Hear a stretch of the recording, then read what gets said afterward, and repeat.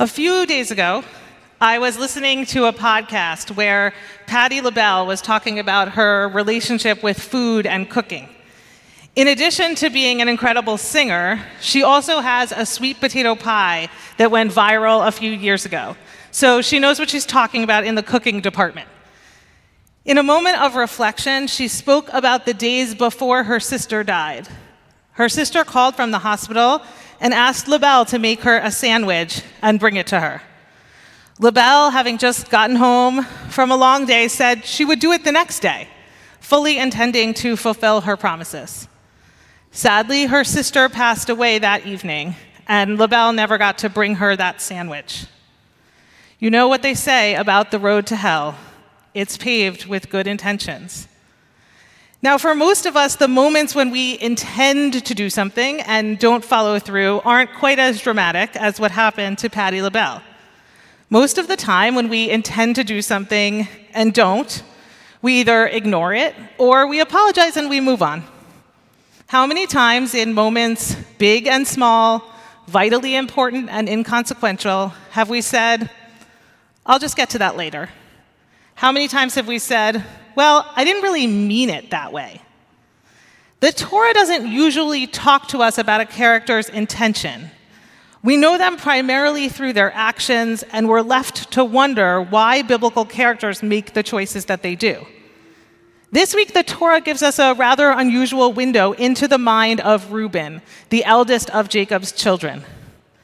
This Torah portion is the beginning of the Joseph narrative that will take us from this moment all the way to the end of Genesis and into slavery in Egypt at the beginning of the next book. Joseph tells his brothers about his famous dreams, and that, combined with the favoritism from his father, and as Andrew Lloyd Webber put it, his amazing Technicolor Dreamcoat, causes Joseph's brothers to plot to kill him. Reuben is alarmed by this development and convinces his brothers to throw Joseph into a pit instead. The Torah tells us that Reuben is intending to save him and restore him to his father. But before he can save Joseph, his brothers concoct a new plan and sell Joseph into slavery in Egypt. Reuben intends to save Joseph, but it's too late. He waits too long to make good on that intention and changes the course of his brother's life. His heart was in the right place, but his inaction in the moment led to Joseph being sold into slavery and years of suffering for his brother. Rabbi Jonathan Sacks refers to this as the tragedy of Reuben. He teaches, but though Reuben had conscience, he lacked courage. He knew what was right, but lacked the resolve to do it boldly and decisively. In that hesitation, more was lost than Joseph. Lost also was Reuben's chance to become the hero that he might and should have been. Reuben is tragic not because he is evil, but because his heart is in the right place. But it's not enough. His lack of courage, his lack of action, his inability to do the thing that he knows is right is what dooms him. Although he is Jacob's firstborn son, he follows the pattern of other firstborn sons in Genesis, and he does not receive the primary blessing and birthright. I thought a lot about this story as I listened to the coverage of COP26, the climate change conference in Glasgow, the past few weeks. This event seems like a study in good intentions and not much impact. Most people agree that if nothing changes, the world is headed for catastrophe, and everyone intends to do better, but not much changes from year to year. Climate activist Greta Thunberg emphasized this point when she was asked if she's optimistic that this conference would produce change. She replied, "I am not. Nothing has changed from previous years, really. The leaders will say, we'll do this, and we'll do this, and we'll put our forces together and achieve this, and then they will do nothing. Maybe some symbolic things and creative accounting and things that don't have a big impact. We can have as many COPs as we want, but nothing real will come of it." Justice advocates will tell you that to do true justice work, you have to look at the impact and not the intention. It doesn't matter how well-intentioned you are if your actions caused harm, whether to our planet or to your brother. If you intend to save your brother from a pit, but you don't, then you have to look at the impact of your inaction on your brother. Your intention is not as important. If you intend to recycle or eat less meat or create less waste, but you don't, you have to look at the impact of your inaction on our planet. Your intention is just not as important. I'm not suggesting that it's easy to move from intention to impact. It's vastly much easier to say, I didn't mean to cause any harm, and to move forward. But even if we have moved on, the person we harmed probably has not. We have to find a way to do tshuva, to make repentance for the harm we caused, even if we didn't intend that harm.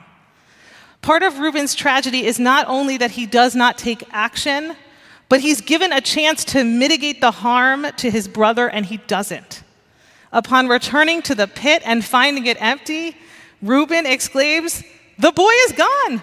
Now what am I to do?" Reuben has options in this situation, but he cannot see them, and he certainly cannot exercise them. He could speak to his brothers. He could tell his father what happened, potentially sparing Jacob from pain. Instead, he fades into the background and allows his brothers to convince their father that Joseph has died. Reuben could have prevented his brother from being sold in the first place, but he doesn't. And then he could have saved his father from the trauma that would haunt him into old age, but he doesn't. Reuben cannot see beyond his own good intentions, his own sense that he didn't mean to allow Joseph to get sold, and he forgets to look at the harm he has caused to those around him. A few weeks from now, spoiler alert, we will find the brothers and Joseph with their positions of power drastically shifted. This time, Joseph conducts a test to see if his brothers have truly changed.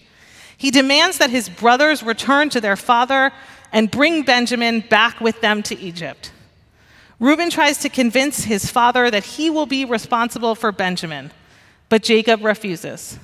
It's only when Judah agrees to protect Benjamin with his own life, he agrees to take an actual action, that Jacob relents and allows his children to return to Egypt.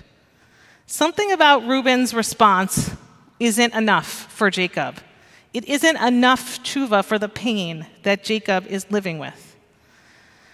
Eventually, the brothers do enough to convince Joseph that they are different people, and they pass his test. But it is telling that it is Judah, not the eldest Reuben, who speaks for the brothers. It is the person who was willing to try to heal their father's pain, who is able to get through to Joseph and convince them that they are sorry. It's only when Joseph sees that his brothers are trying to protect both Benjamin and their father from harm that he knows that they have fully internalized the impact of what they have done, and he's able to forgive them for the harm they caused. And even when the harm we cause isn't quite as intense and long-lasting as the harm caused to Joseph, impact still matters. We are obligated to do the work, to consider the harm, and work to do true tshuva. Our job is to mitigate the harm. But if we can't do that, then our job is to repair the crack or the chasm that appears between our good intentions and the impact of our actions. Judaism knows this. Lo alecha hamlacha ligmor. You are not required to finish the work. Velo ata ben chorin lehibatel mimena.